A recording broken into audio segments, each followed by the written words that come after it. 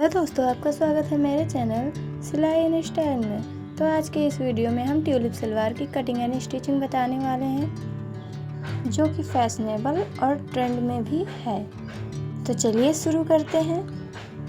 पहले हम इसे डबल भाग में बिछा लेंगे और जो हमारी लंबाई है उसमें 2 इंच प्लस करके हम इसकी लंबाई लेंगे और कुछ इस तरह से रखेंगे एक कोने को।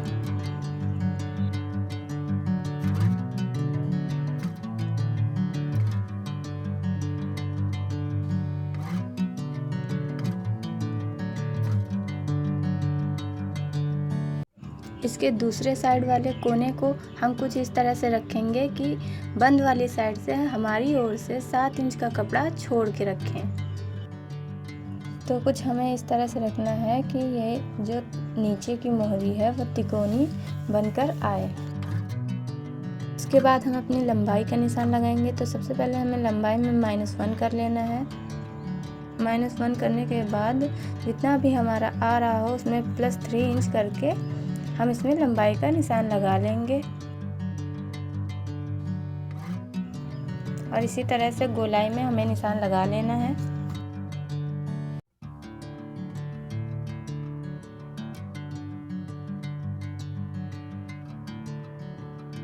वो जाने के बाद में हम क्रॉच एरिया का निशान लगाएंगे। तो इसके लिए हमें हिप मेजरमेंट का 1/4 भाग करना होगा, फिर +2 इंच। तो जितना भी आ रहा है हमें 1 इंच बाहर निकालते हुए टेप को इस तरह से हमें निशान लगा लेना है। आप सभी साइज़ों में इस फॉर्मूले को यूज़ कर सकते हैं और इसमें 2 इंच की चौड़ाई रखते हुए हमें क्रॉच एरिया का निशान लगा लेना है। इसके बाद हम इसकी कटिंग कर लेंगे।